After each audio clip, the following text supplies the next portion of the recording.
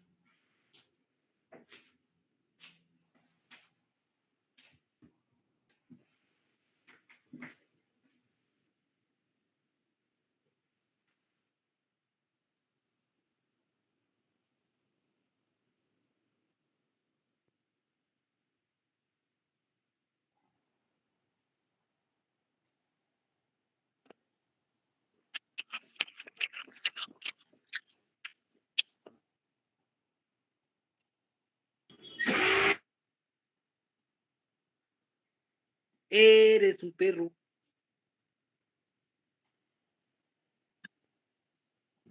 Daniel, tenés encendido tu micrófono.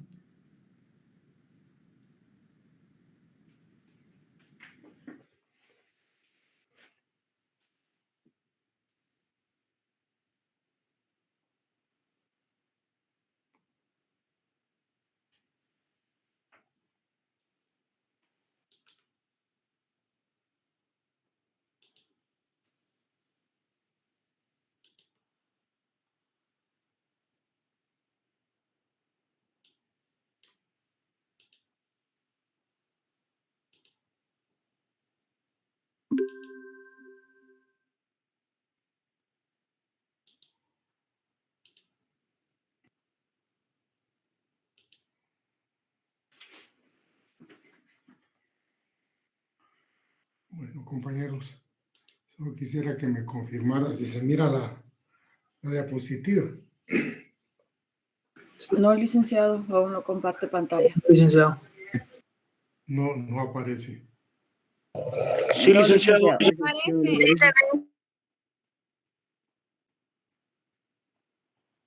Disculpen, yo como que digo que a unos sí, a otros no. No, a Así ninguno. parece, No, licenciado. No, así no parece, aparece. licenciado, que a unos sí nos, A mí a no. unos, a Buenas unos tardes, sí licenciado y parece, a otros no. compañeros. Creo que deberían de, no sé, minimizar tal vez la vista que tienen de su computadora o dispositivo, porque sí aparece. Sí, es cuestión de que busquen en la pantalla, porque como hay varias como pantallas, digamos, tienen que pasar a ver dónde la localizan, porque el licenciado sí está transmitiendo.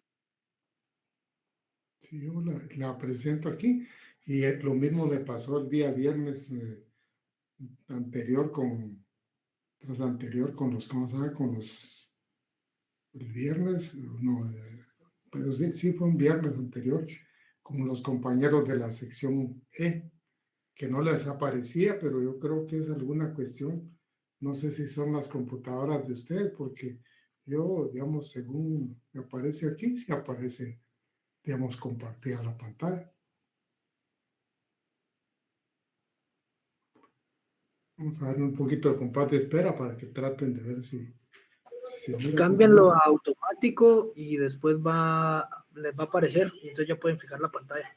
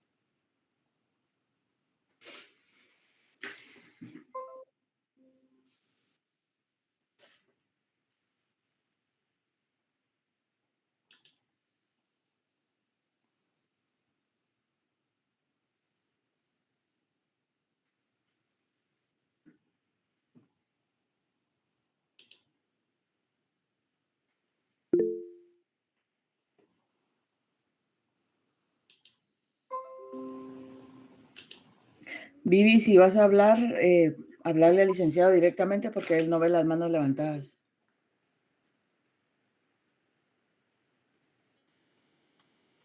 Adelante, compañera.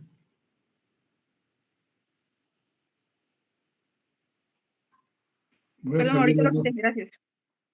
Voy a salirme nuevamente y voy a entrar otra vez, tal vez tratando de esa manera, pues dejar de presentar y luego volver a ponerla. Tal vez de esa forma podemos ver que aparezca. Muchas gracias, licenciado. Gracias, licenciado.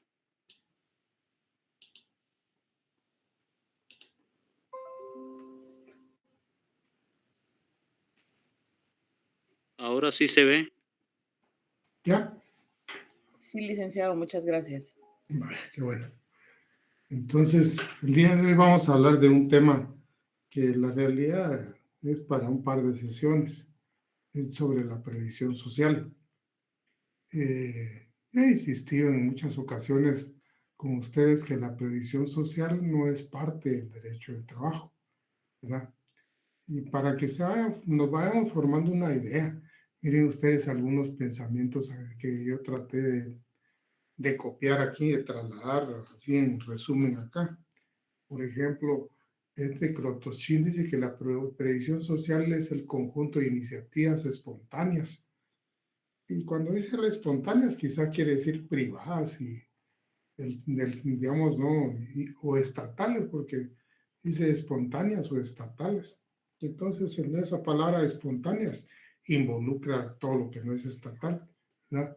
Dirigidas a aminorar la inseguridad y el malestar de los económicamente débiles fuera de su trabajo. O sea, no en relación a las condiciones de trabajo, sino en su vida particular propiamente, ¿verdad? Obviamente su vida particular, digamos, es la repercusión de su condición laboral. Si tiene una condición laboral deplorable, pues su vida particular no puede ser muy buena. Y Cabanillas dice que del concepto de previsión social surgen dos significados. El primero, que por imaginar el porvenir, que se adoptan ciertas medidas para ir tratando de enfrentar las condiciones que se presenten, ¿verdad? Y el segundo, que consiste en cómo sostenerlo, o sea, procurarse medios.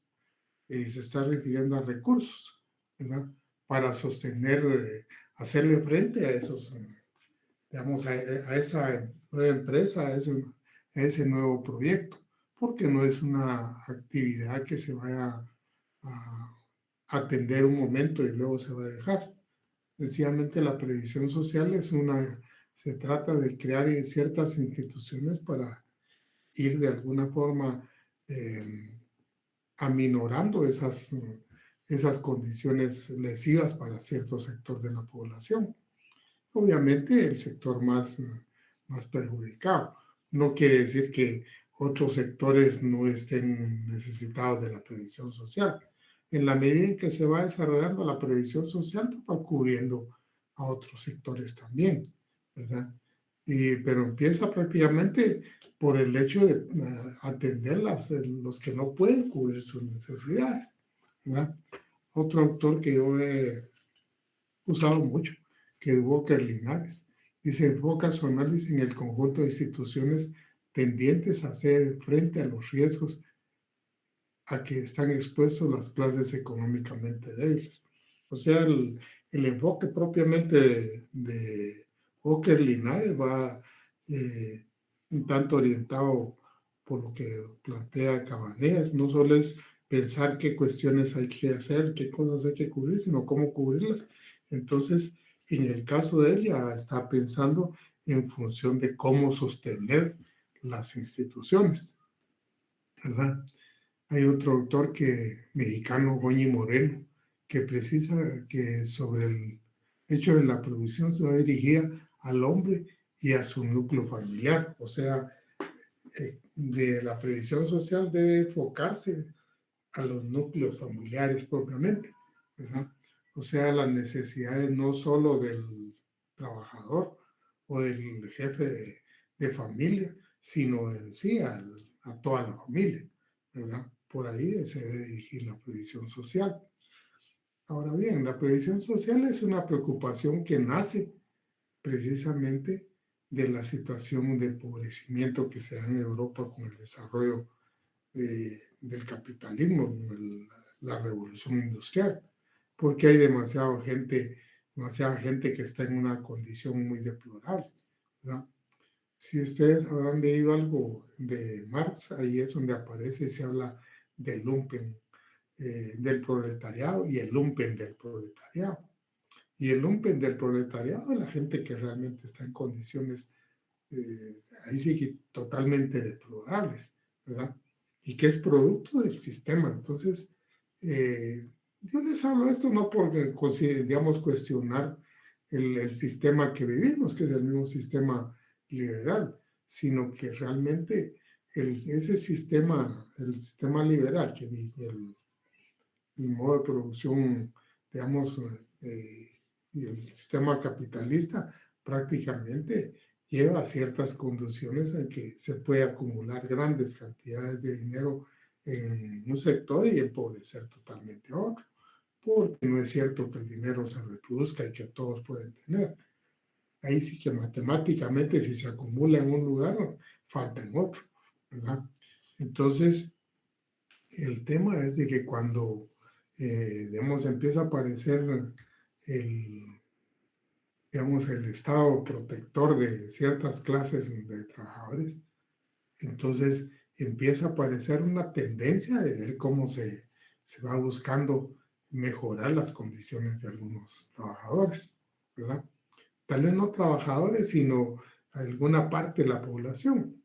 Ahora, el conducto, obviamente, para poder llegar a la población va a ser la relación de trabajo, porque es donde fluye el dinero, ¿verdad?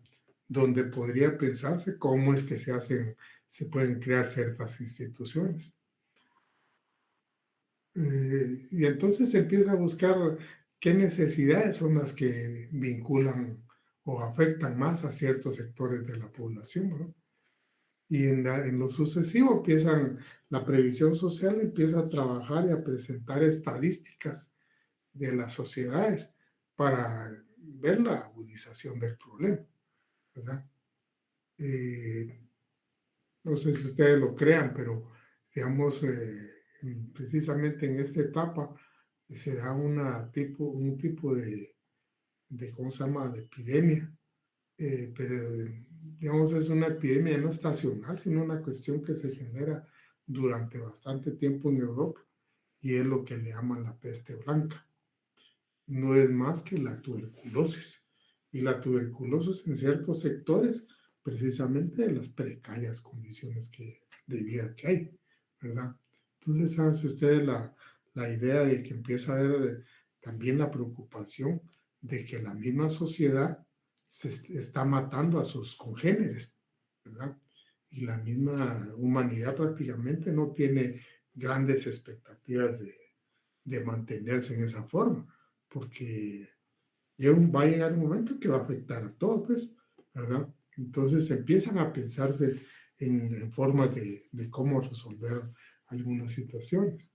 Y entonces la previsión social, yo no sé si en ese momento se hablaba de previsión social, pero la política orientada a proteger a la parte a los más económicamente más débiles, empieza a centrarse en cuáles son las necesidades más conocidas en la sociedad, ¿verdad? Y entonces, por ejemplo, aquí tenemos apuntadas algunas de las necesidades, digamos, que eran se presentaban como contingencias más que afectaban a la sociedad. Y entonces está la necesidad de asistencia médica, ¿verdad? No todo el mundo puede proveerse de una asistencia médica. Y entonces, ¿qué abarca la asistencia médica? Abarca la maternidad, abarca la atención de accidentes, la enfermedad común, ¿verdad? Esa es la asistencia médica.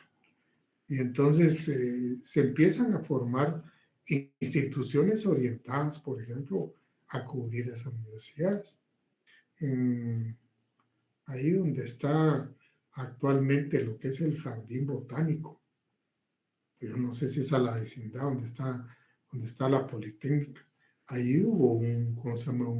Un edificio que se llamó la Maternidad Joaquina, en tiempo de Estrada Cabrera. La mamá de él se llamaba Joaquina. Y entonces ese era una institución que se creó para atender lo que era la maternidad en Guatemala, ¿verdad? O sea, atender esa necesidad, porque en ese momento, imagino que no estaban los hospitales como están. Imagínense ustedes que en ese momento no era ni el Estado el que atendía lo que era la salud en Guatemala, ¿verdad? Gran parte de eso era atendido por la iglesia. Y entonces, para que ustedes vean cómo, digamos, incluso nosotros fuimos de alguna manera influidos por ese tipo de cosas. Entonces, en Europa también se dan ese tipo de cosas, ver qué necesidades son más ingentes, ¿verdad? La vivienda.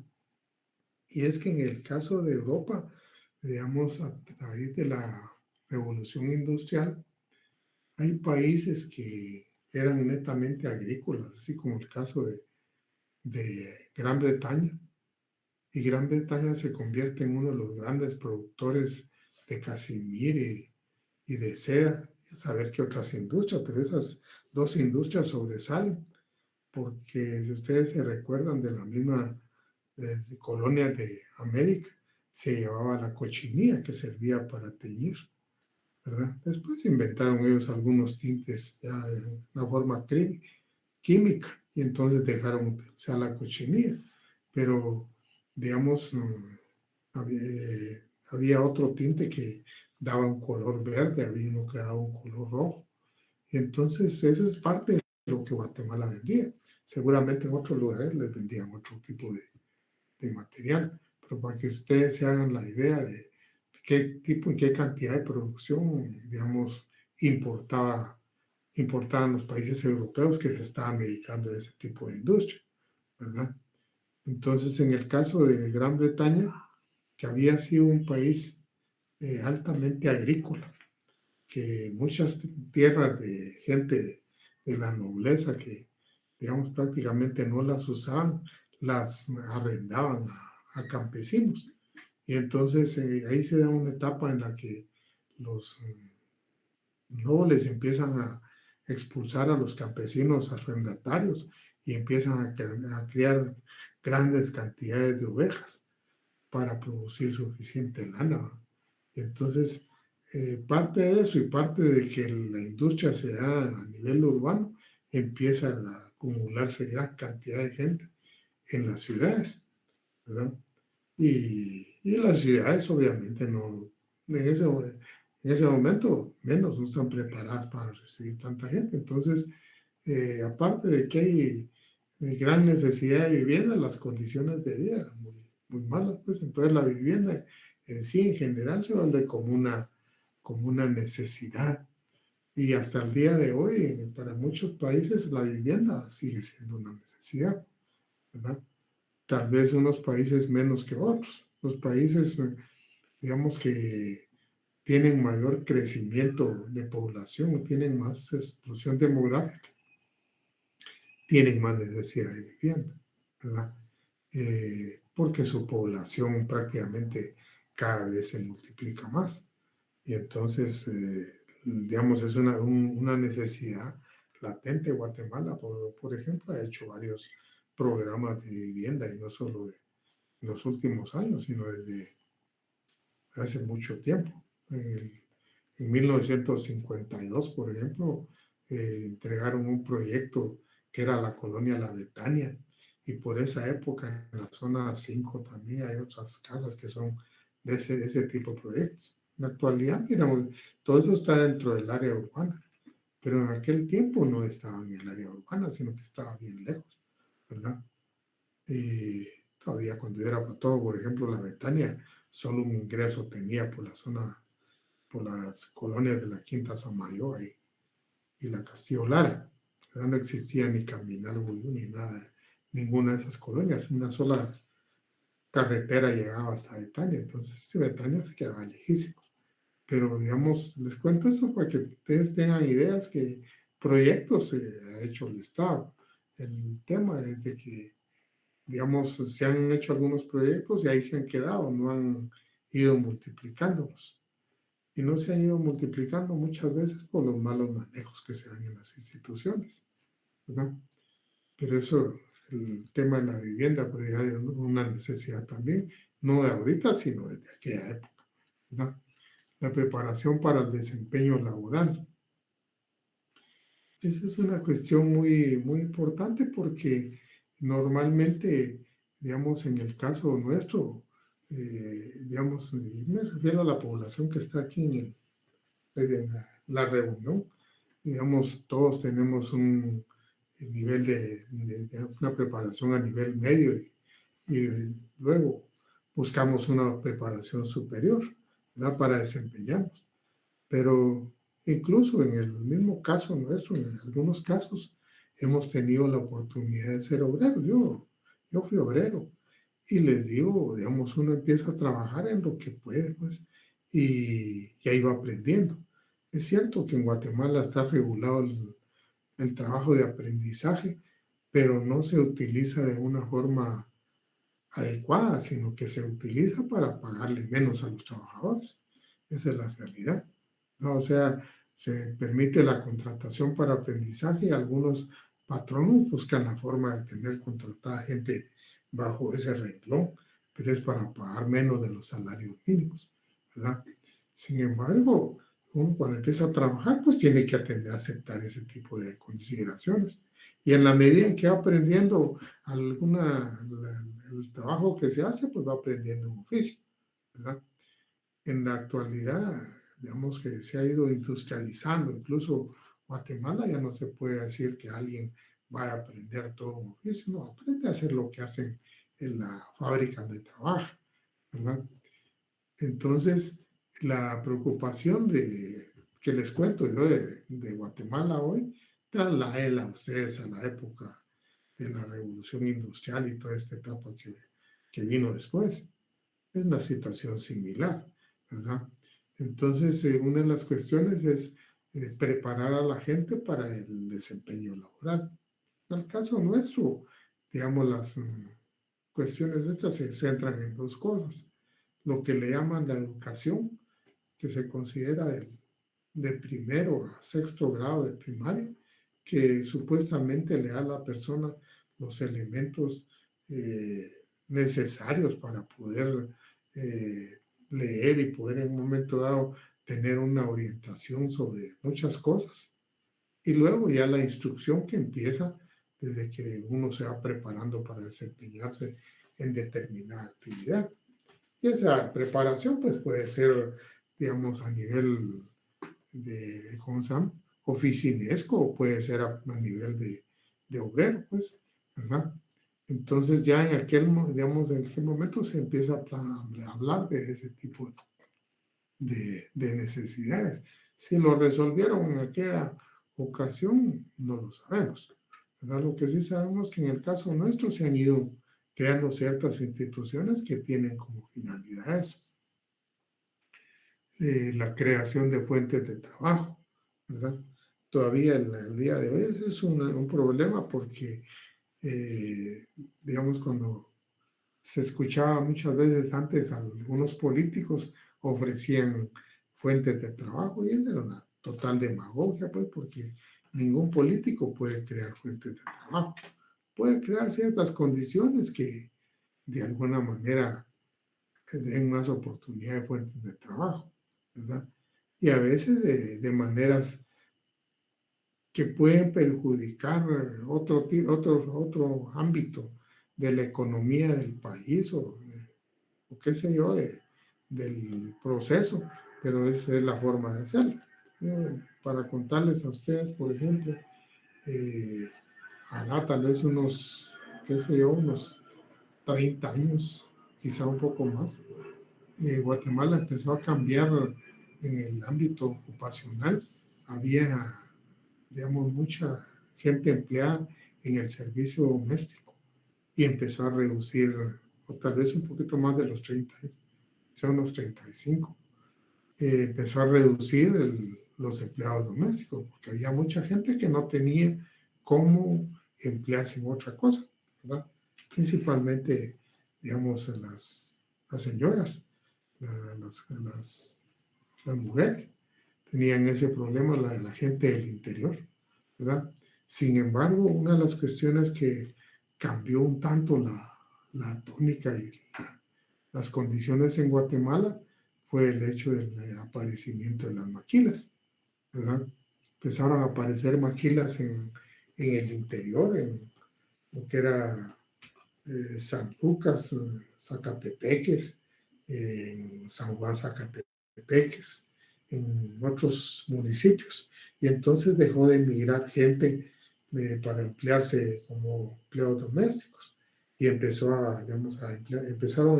a emplearse en el ámbito de las maquilas. Entonces, ¿qué perjuicio, digamos, podríamos pensar en este caso? Digamos que se pagan salarios más bajos, es una desventaja. El salario de las maquilas es más bajo que el salario mínimo, ¿verdad? Y no es de ahora, pues es desde hace rato. Que el Estado deja de percibir ciertos impuestos, también es otro perjuicio, porque para atraer a esas empresas se les da una exención durante unos 5 años o a veces más de un montón de impuestos. Entonces, digamos, para que puedan, digamos, les resulte atractivo venir a poner fábricas acá, ¿verdad? Ese es como lo resolvemos en la actualidad. Si ustedes se dan cuenta ahí en forma inmediata, digamos, hay, digamos, ciertos efectos negativos. Uno, la baja de salarios y la otra, que el Estado, digamos, deja de percibir impuestos, ¿verdad? Pero hay otro montón de cosas y eso no es algo que yo me voy a inventar. El hecho de que ustedes habrán oído alguna vez que se fue a una maquila y le quedó debiendo a todos los trabajadores. Y lo único que dejó algunas máquinas ahí que ya no sirven. Entonces, o sea, ese tipo de cuestiones se da. Si eso lo miramos al día de hoy, imaginen ustedes en aquella época que no se había inventado ese tipo de formas de producción, ¿verdad? Las formas de... Licenciado, buenas Sí. tardes. Buenas tardes. Para comentarle, fíjese que yo trabajé en una fábrica de ropa hace aproximadamente 33, 34 años. Y fíjese que lo que hacían, lo que empezaron a hacer en la fábrica ahí fue que empezaron a cambiar de nombre cuando se llegaba el tiempo de la gracia de los impuestos. Entonces, en una temporada hubo un poco de problema con los compañeros de trabajo porque se cambiaban de nombre de la empresa y retenían también el tiempo que llevaba uno, ¿verdad? El tiempo de laborar. Y en una ocasión los compañeros vinieron y dijeron, bueno, yo creo que aquí vamos a hacer un sindicato, mucha, porque ya nos están perjudicando y todo. Y que si el señor vino y dijo, bueno, ustedes que arman algo así y se quedan todos desempleados, dijo, porque yo hasta mucho estoy haciendo con darles empleo, dijo, fíjese. Entonces, hasta ahí veo también que también el gobierno, pues en ese sentido, como que no da mucho apoyo a la gente que trabaja en esa área. Yo les digo que sí, miren, es una situación bastante compleja. Y les cuento que es bastante compleja. Precisamente Álvaro Colón fue uno de los pioneros de eso. El tema es de que, digamos, a las empresas de las maquilas se les da mucha flexibilidad para atraer ese tipo de inversiones del exterior, ¿verdad? Lamentablemente Guatemala no tiene, digamos, de parte de la burguesía guatemalteca, digamos, no es tan fuerte que le dijera yo su impulso de industrializar Guatemala. El gran capital de Guatemala está invertido en gente que tiene la propiedad de la tierra, ¿verdad? Y entonces son arrendatarios de tierra y son de alguna manera los productores de los productos tradicionales. A ellos no les interesa mucho el desarrollo industrial de Guatemala, así sencillamente, ¿verdad? Entonces el tema está en que, eso lo han oído ustedes también, que hablan mucho, por ejemplo, de atraer capital extranjero, de atraer inversionistas. ¿Cuáles son los inversionistas que se atraen? Prácticamente la maquila, porque no es otra cosa. Ahora bien, cuando yo les planteo, por ejemplo, el hecho de darles exención de impuestos a estas empresas, el tema es de que, digamos, con la misma política o en la misma línea, están otros países tratando de atraer esos inversionistas, ¿verdad? Entonces, yo siento que el gobierno se siente en un montón, en un callejón sin salida porque tiene que buscar la manera de atraer inversionistas y los inversionistas son temporales, ¿verdad? Y son temporales porque ellos, digamos, lo que están haciendo es bajando sus costos, llevándose la fábrica para otro lado, ¿verdad? Y la van a llevar al lugar donde les resulte más barato, donde tengan más beneficios. Porque aquí cerca estaba Honduras, está todos los países de Centroamérica, ¿verdad? Y en el Asia también hay ese tipo de cuestiones. Ahí hay muchos países que se han dedicado a eso. Entonces, y de ahí que los, digamos, especialistas en maquilas salieron a ser los coreanos, porque seguramente a ellos los utilizaron como una colonia para estar haciendo maquilas. Entonces ellos se contactan con empresas gringas y otras, y ellos les maquilan a ellos, ya no hay en Corea, sino en otro lugar, ¿verdad? Pero eso es lo que les comento yo, qué complejo es el hecho de la creación de fuentes de trabajo. Es una situación no muy fácil de resolver, ¿verdad? Porque se va resolviendo en la medida en que el país va planificando en función de ver cómo beneficia a la población, ¿verdad? Miren ustedes el caso de los salvadoreños, son superpoblados y toda la cuestión. Y ahorita los salvadoreños, una de las cosas que quieren, están buscando la manera de incentivar, pero de manera fuerte, y ya lo han venido logrando, es el turismo. Están tratando de llevarse para El Salvador un montón de eventos. Y ese montón de eventos, pues les va a generar divisas, ¿verdad? Entonces, sin embargo, aquí no hay una política propiamente que se busque cómo desarrollar ciertas cosas del país. Obviamente se le da cierto impulso a ciertas áreas, pero no hay una política definida, digamos, a desarrollar el país dentro de cierta área, ¿verdad?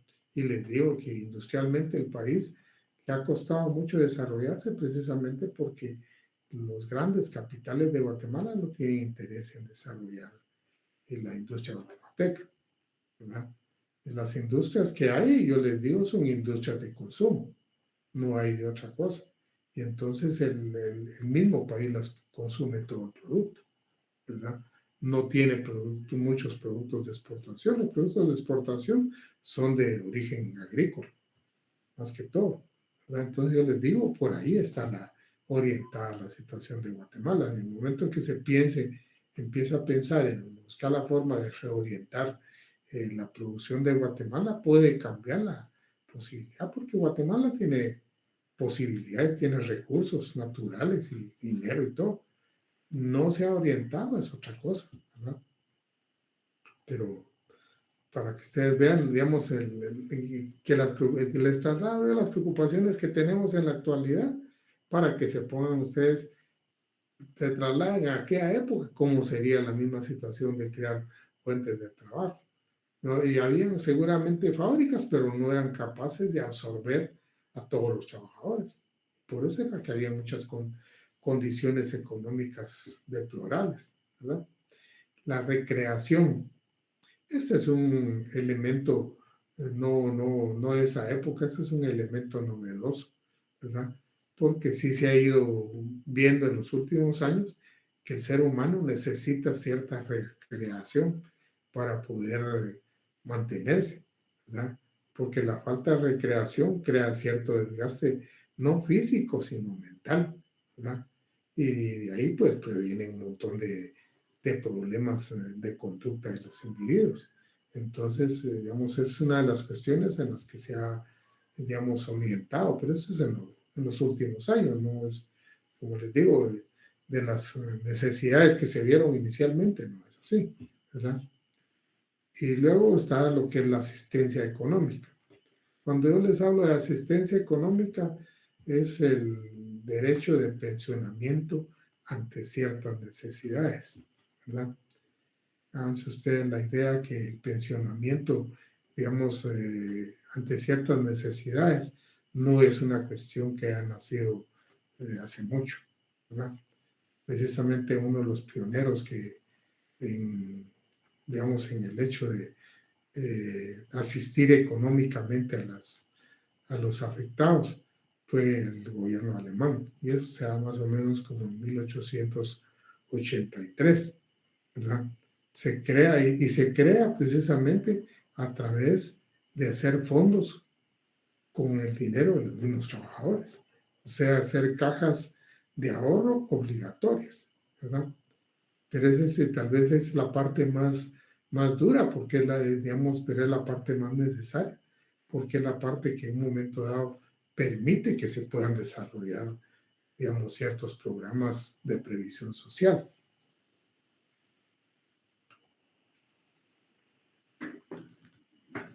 Ahora, si hablamos de antecedentes de la previsión social, lo que he leído por ahí es de que los antecedentes más o menos se remontan a la etapa de la Baja Edad Media, entre el siglo XII y el siglo XV más o menos, cuando empieza Europa a abrirse al aspecto del comercio, ¿verdad? Europa, digamos, toda la vida vivieron en guerra unos pueblos con otros, y entonces a veces había ciertas incomunicaciones. Los imperios que hubo permitían la comunicación de los estados a través de la imposición de los imperios, ¿verdad? Pero cuando esos imperios de alguna manera sucumbían, quedaban, digamos, muchas regiones en poder de algunas personas y de algunas autoridades y otras en otras, y la comunicación se perdía muchas veces, porque no era tan fácil pasar de un lado a otro, ¿verdad? No es una cuestión, el día de hoy, por ejemplo, uno va a otro lado y va con una serie de derechos que tiene, digamos, en su persona, ¿verdad? Digamos, antiguamente no era así, ¿verdad? Digamos, una persona tenía ciertos derechos en un lugar, pero el hecho de que se trasladara a otro lugar muchas veces no tenía ningún derecho, ¿verdad? Entonces los que primero empiezan a hacer el intercambio en Europa son los comerciantes. Y entonces los comerciantes, digamos, empiezan a trasladar bienes de un lado a otro. Y hablamos de Europa, Asia y en la parte norte de África. Y recordar también que en esa etapa ya existen los piratas, ¿verdad? Existían muchas guerras, entonces empieza a aparecer el seguro para proteger las mercancías que se trasladaban, que seguramente no era un seguro que cubriera todo, pero cubría algo. Ahí seguramente habrán escuchado ustedes la palabra aquello de la echazón. La echazón era un derecho que tenía el capitán del barco cuando el barco estaba en un momento dado zozobrando, porque llevaba mucho peso o por alguna situación que se daba, y entonces se veía obligado a tirar ciertas mercaderías que pesaban mucho al mar, ¿verdad? Y entonces esas mercaderías de alguna manera se las cubrían a través de un seguro. No le cubrían todo seguramente, pero ahí empieza la idea de ver cómo se previene, se va previendo ciertas situaciones, ¿verdad? Y otro país que aporta bastante en esta situación es el caso de Gran Bretaña. Fíjense ustedes que cuando, digamos, se da el desarrollo industrial en Europa, y Gran Bretaña es uno de los países que entra, que pasa precisamente de ser un país agrícola, pasa a ser uno de los primeros países industrializados.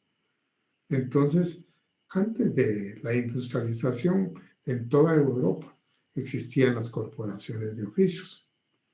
Y las corporaciones de oficios eran organizaciones donde participaban patronos y trabajadores, aprendices, todos los que se dedican a un gremio a determinada área de producción. No habían derechos laborales, no había nada de eso. Habían ciertos derechos para protegerse a nivel de grupo. O sea, precios y cosas de cierta naturaleza, no cualquiera podía ingresar, era casi hereditario. Estas corporaciones de oficios se ven totalmente lesionadas cuando se evita la asociación, ¿verdad? Y entonces empiezan a haber problemas. Pero Gran Bretaña vive una situación bien peculiar porque las asociaciones y todo eso se impiden, se prohíben como en 1799 por ahí. Y ya para 1824, 1826 por ahí, ya se había permitido que los trabajadores se medio organizaran, ¿verdad? Y entonces empiezan a aparecer unas organizaciones que se llaman las trade unions. Y las trade unions, algunos las identifican como que fueran sindicatos, pero no son sindicatos. Son algunas organizaciones de los productores, ¿verdad? De los productores posiblemente de materias primas y que incluían algunos obreros y cuestiones así. Y entonces empiezan las trade unions a organizarse como digamos, instituciones para protegerse en un sistema que se los está comiendo, ¿verdad? Y entonces una de esas cuestiones es los que podían integrarse en esas trade union tenían que aportar cuotas de afiliación. Y ya se habla de que eran cuotas de afiliación altas, porque se ayudaban para enfrentar juicios, para ciertas cosas así. Entonces, los trade union no eran organizaciones populares, eran organizaciones de ciertos sectores que tenían cierta posición económica, ¿verdad?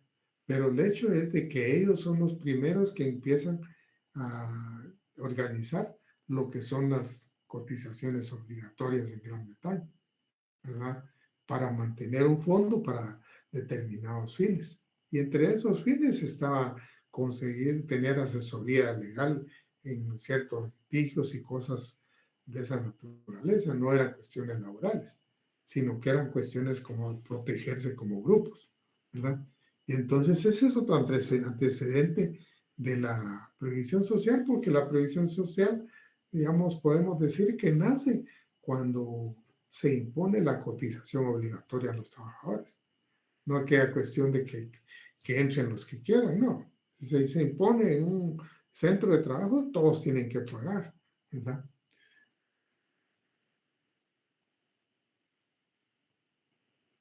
Vamos a ver qué sigue.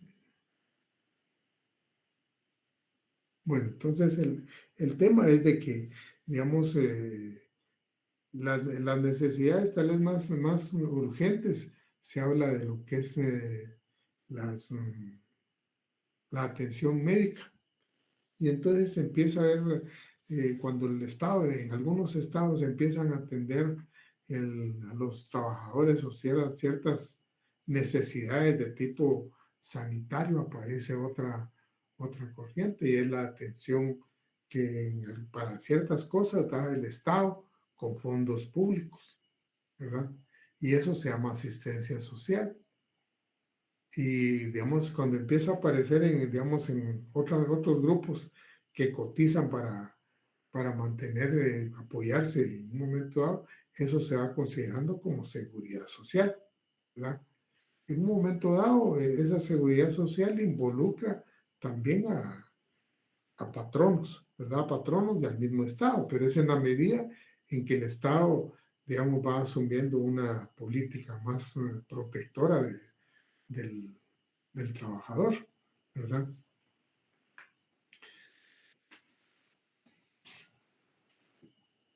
Cuando, digamos, a nosotros nos hablan, por ejemplo, de las instituciones de la previsión social, y precisamente en el programa de la facultad,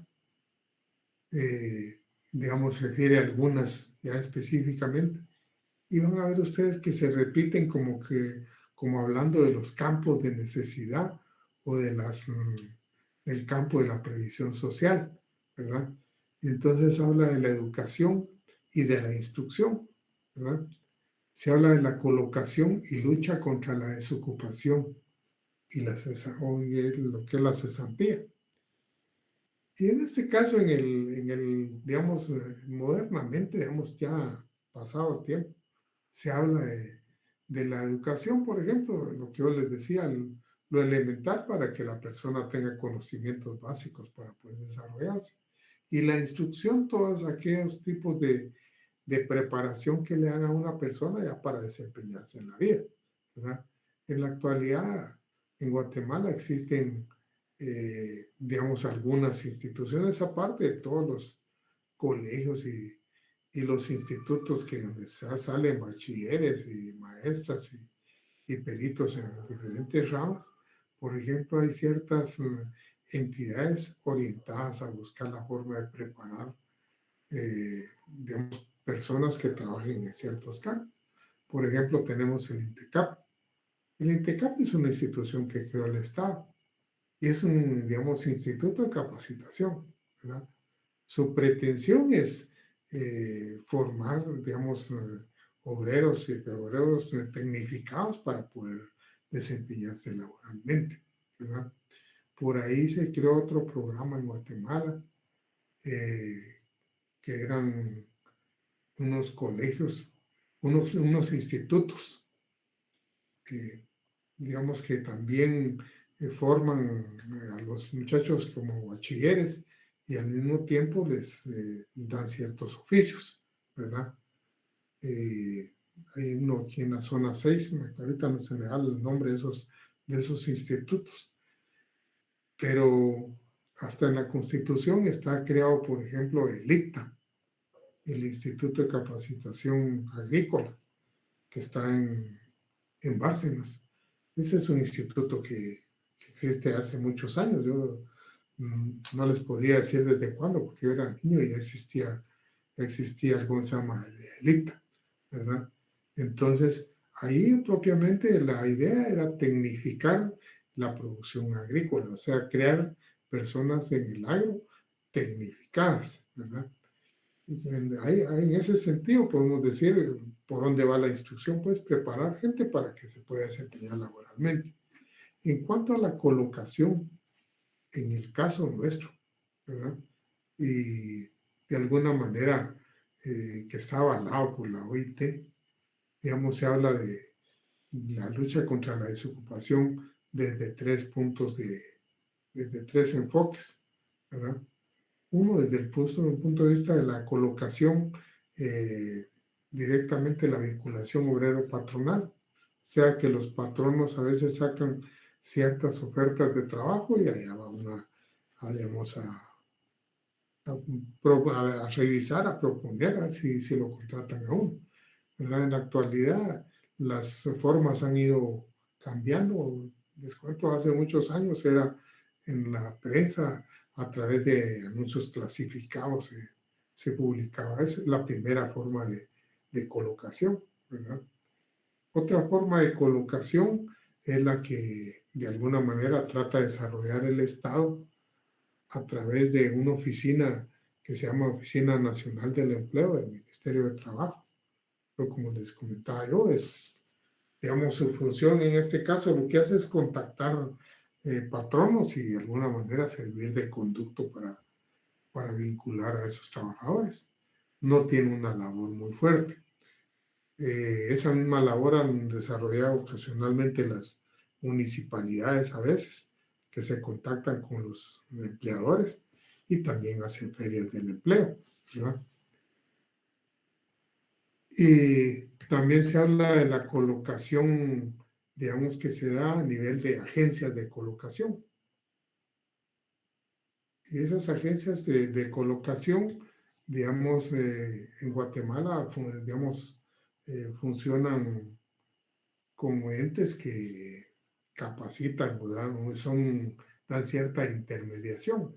Cuando yo les hablaba a los compañeros en el primer curso de la figura del intermediario, que sirve para vincular unos trabajadores con un patrón, les comentaba de que en esta figura precisamente están las empresas de colocación, ¿verdad?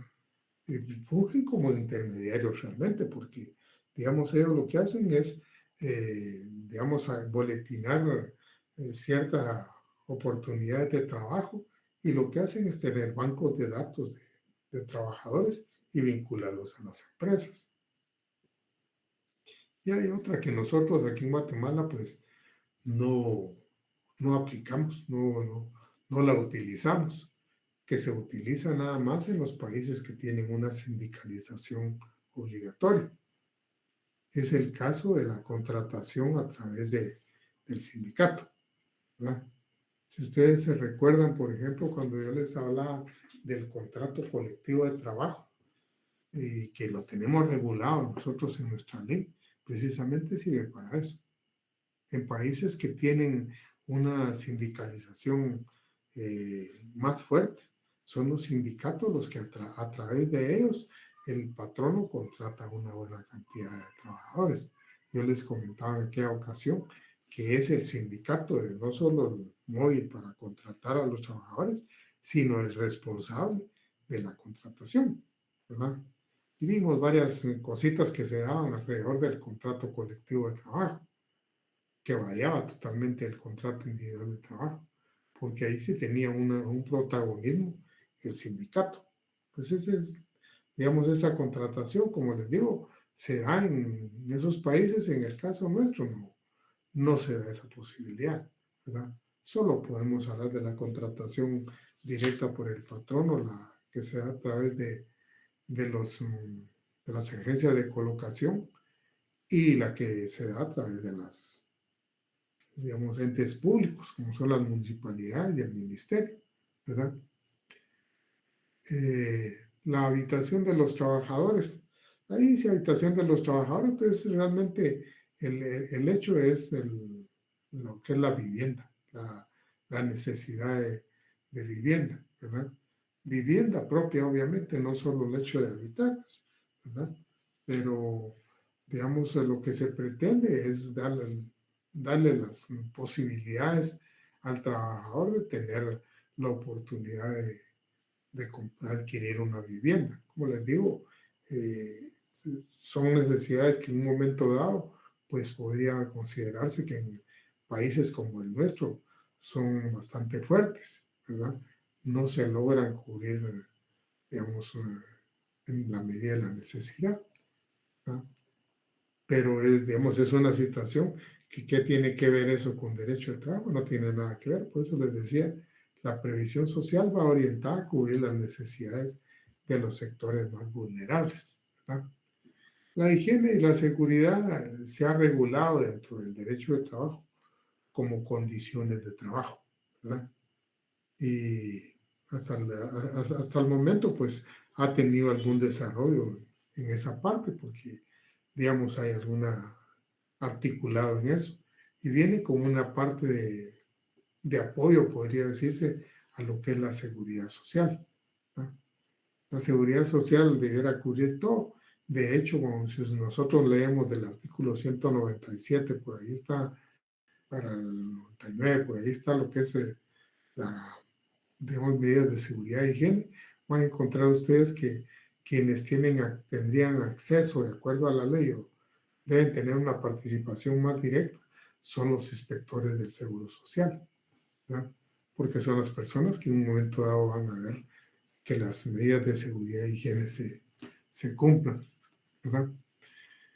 Ahora bien, el decreto 295 del Congreso de la República, que es la ley orgánica del ICS, digamos, precisamente es lo que crea la seguridad social en Guatemala.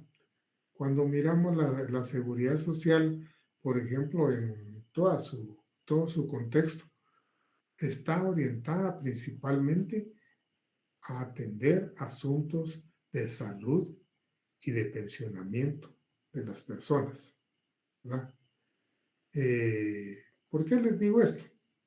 Porque como, digamos, bajo la idea de que la seguridad social debe cubrir todas las necesidades de la población, en un momento dado en el ICS, eso hace años, estoy hablando de 2003 más o menos, el ICS empezó a plantear que, digamos, podía el ICS con los recursos que tiene cubrir otra necesidad de la previsión social, como es la habitación. Y entonces, entre sus proyectos empezó a poner el hecho de comprar terrenos para edificar viviendas digamos, y cubrir esa necesidad. Pero eso no ha sido una de las necesidades fundamentales de la seguridad social. Como les digo, solo está la atención médica y el pensionamiento.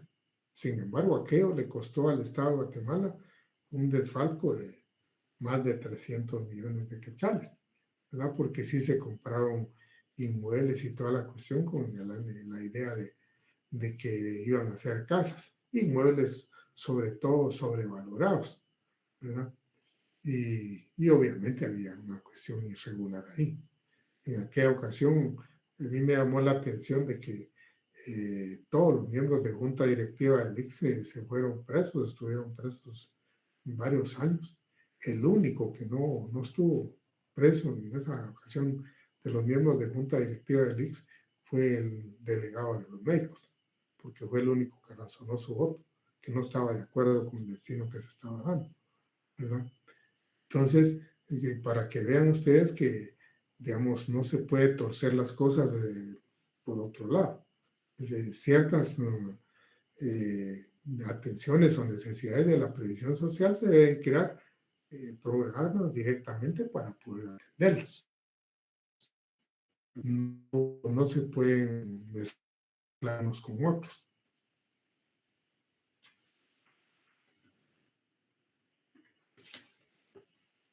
En 1883, como les decía yo, el gobierno alemán emitió la primera disposición que creó la aportación obligatoria. Y eso se toma como el punto de partida de lo que es la previsión social. Porque la previsión social, digamos, es algo que se autosostiene. O sea, no es algo que, digamos, a alguien le dan sin que haya hecho una aportación. Todo lo que alguien recibe dentro de la seguridad social es porque él ha participado en aportarlo, ¿verdad? Ese es uno de los primeros principios. Entonces, cuando el gobierno alemán creó la primera caja de ahorro obligatoria, digamos, dicen que fue la base para ir creando lo que es el seguro social. Claro que se le fueron haciendo modificaciones, cada país ha tomado su propio modelo, ¿verdad? Y entonces, ¿cómo se llama? El tema es de que, digamos, hay ciertas reglas, podría decirse, de esas aportaciones. Por ejemplo, el financiamiento proviene de más de un sector con base en los estados actuariales. O sea, cuando se habla de aportación, se hace una aportación para cubrir ciertos no riesgos, sino la cobertura de ciertas necesidades de la población, no más allá. Pueden haber otras necesidades muy ingentes, pero las necesidades que crearon los estudios actuariales son las únicas que se van a crear, a cubrir, ¿verdad? Entonces no se pueden cubrir otras necesidades. De esa cuenta, cuando imaginen ustedes, el IX tenía proyectado todo lo que ha ido desarrollando conforme los años, pero la primera necesidad que cubrió el IX fue los accidentes de trabajo. Eso era lo único que cubría en un principio. Pasados ciertos años, empezó a cubrir los accidentes incluso fuera de trabajo, ¿verdad? Ya tenía ambulancias y accidentes de tránsito, cualquier cosa, y cubría eso. Tenía un costo de cierto porcentaje el IX. Luego, más adelante, empezó a cubrir la maternidad de las esposas de los trabajadores. En aquel momento casi era por ese lado porque no habían tantas trabajadoras. Y de las trabajadoras que hubieran, por supuesto, pero eran principalmente las esposas de los trabajadores. Subió otro poco el aporte del IX bajo algunos estudios actuariales y entonces vieron que podían cubrir eso, ¿verdad? Con un poquito de más cobertura. Más adelante, digamos, el IX cubre lo que es enfermedad común, o sea, todas las enfermedades, ¿verdad? Y entonces el monto que hay que pagar al IX ya es más elevado. Yo tengo la idea que era como el 3% más o menos. Sin embargo, el Seguro Social no cubre toda la República, todas las áreas, todos los riesgos. Solo iba cubriendo en la medida que sigue extendiendo el IX. O sea, es una cuestión de que, y como era autosostenible, tenía que ir buscando la forma de crecer, ¿verdad? Yo sé que hay mucha crítica del IX y toda la cuestión. A muchos a veces no les ha ido bien con el servicio del IX, pero les digo a muchos sí, ¿verdad? Y entonces, más adelante, en 1977, imagínense ustedes, les estoy hablando de 30 años después de que se creó el IX, empieza a cubrir lo que es el IBS, ¿verdad? Digamos, y hasta ahí llegó el IX, ¿verdad? Porque digamos, ya no hay otras cuestiones dentro de su ley orgánica que deba cubrir. Pues les cuento yo cuando pretendieron inducir al IX por otro ámbito, que aunque era de previsión social, no era de su campo, Ahí realmente desde ahí hicieron alguna cosa irregular, ¿verdad? Aparte de los negocios que se hicieron, ¿verdad? La afiliación es obligatoria, o sea, si alguien en una empresa, digamos, cubren a uno, cubren a todos, ¿verdad? Las cotizaciones son administradas conforme a determinadas políticas para que se cumpla el fin creado.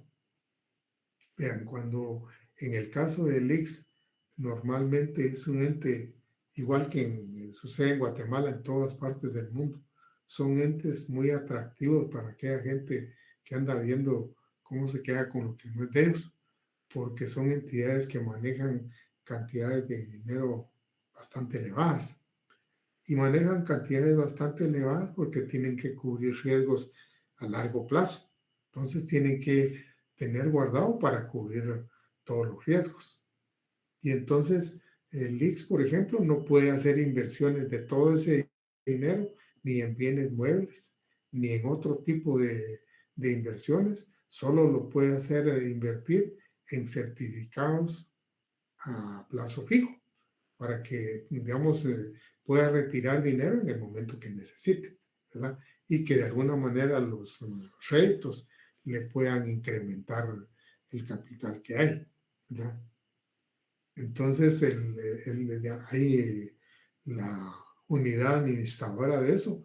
En un momento dado, no es la junta directiva del IC, sino que hay otros entes que ven el manejo de eso, ¿verdad? Dice, los fondos que se utilicen para los determinados fines deben invertirse en cuentas de ahorro, lo que les había dicho. Para tener derecho a los beneficios deben cumplirse los requisitos, ¿verdad? O sea, si no se cumplen ciertos requisitos, por más que esté al margen, no es una cuestión que si la normativa no le da el derecho, no se lo da, porque debe cumplir todos los requisitos. El monto aportado y prestaciones guarda relación. O sea, a nadie le van a dar una prestación más alta de lo que, digamos, ha sido su aporte. Y las aportaciones tienen destinos diferentes, ¿verdad? Con eso, digamos, tenemos una idea de por dónde va la parte más desarrollada de lo que es la previsión social. Hay algo adicional que les quiero comentar y se los quiero comentar porque les quiero pedir algo para el próximo día de clase. En la facultad precisamente existe una maestría de Derecho de Trabajo y Seguridad Social. Y creo que también existe un doctorado en Derecho de Trabajo y Seguridad Social. Y está por la idea de que cuando se fundó tanto esa maestría como el doctorado, se partió del hecho de que la seguridad social es un derecho que tiene toda persona en un Estado. El Estado debe cumplirle toda su seguridad social, todas sus, digamos, no es una cuestión como derecho que va ganando, sino que es una obligación del Estado. Ese punto de vista han manejado siempre los argentinos y los cubanos y de alguna manera influyeron en la estructuración de esa maestría que yo les digo, ¿verdad? Pero el caso es de que ellos ven la previsión social como el mecanismo para resolver las situaciones de la seguridad social. O sea que la seguridad social es realmente la obligación del Estado. ¿Cómo podemos estar seguros de que eso pueda ser así?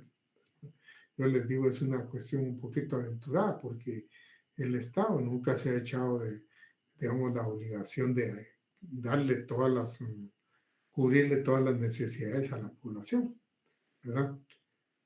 Y, digamos, Guatemala se ha orientado desde hace mucho tiempo por el enfoque de que la previsión social involucra una serie de necesidades y una serie de campos de actuación, y entre esos está la seguridad social, ¿verdad? O sea, el enfoque es diferente, que la previsión social es lo que permite que se puedan abarcar diferentes enfoques. Y también es así que tenemos un Ministerio de Trabajo y Previsión Social, juzgados de trabajo y previsión social. O sea, ese ha sido el enfoque, digamos, que ha habido en Guatemala. Entonces, tener la idea de que debe haber una seguridad social y que el Estado debe cubrir todo. Yo les digo, es una situación un poco difícil, pues, porque Guatemala no es un país que tenga la posibilidad de hacerlo. Ahora bien, el día viernes yo quiero que hagamos un ejercicio en cuanto a la ley orgánica del ICS. Entonces quisiera que los señores estudiantes consideraran su ley orgánica del ICS y también el acuerdo 1124. El acuerdo 1124, que es, digamos, el de IBS, ¿verdad? Porque necesito que analicemos ciertas cositas ahí que ya son de demanda, digamos, pública, porque a esas alturas hay mucha gente que, digamos, tienen derecho de jubilarse y no conoce los mecanismos. Entonces, a nivel de derecho de trabajo, pues, ustedes pueden de alguna manera apoyar en un momento dado, ¿verdad? Entonces, para el día viernes quisiera que tuvieran ese acuerdo del IBS y la ley orgánica del ICS. Si hubiera alguna pregunta de lo que hemos visto, pues yo estoy para contestarles, compañeros, ¿verdad? Licenciado, buenas tardes. Una pregunta, pero es fuera del contexto de su clase. Varios compañeros tenemos la duda de las notas, que si ya fueron publicadas o en cuánto tiempo serán Fíjense que ya publicadas. ya las pasé.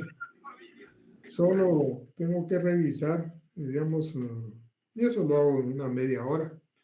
El hecho de que, digamos, todas las integraciones estén bien, porque las tengo físicas acá, de una sección, precisamente la sección de ustedes, nada más la que tengo que ver, que todas las integraciones se hayan pasado como son.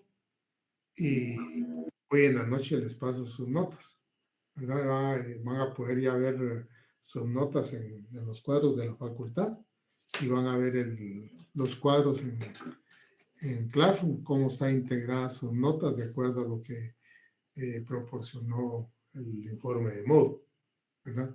Esas notas del módulo no son notas que yo haya anotado, sino que la plataforma las proporciona. Entonces, Le agradezco mucho, licenciado. vaya, compañera. Licenciado, disculpe nada más, es el acuerdo 1124, dijo, ¿verdad? 1124. Ah, bueno, gracias, Sí. licenciado. Vaya, compañera.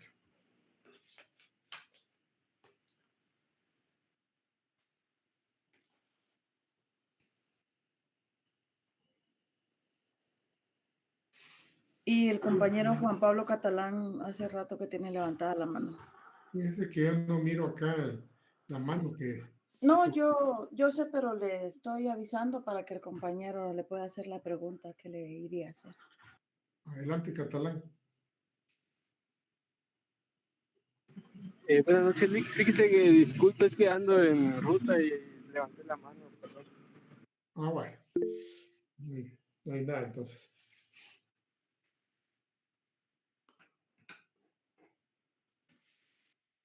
Bueno, si no hay alguna intervención, entonces yo aquí los dejo, compañeros, ¿verdad? Y que tengan muy buena noche. Muchas gracias, licenciado. Feliz noche, licenciado.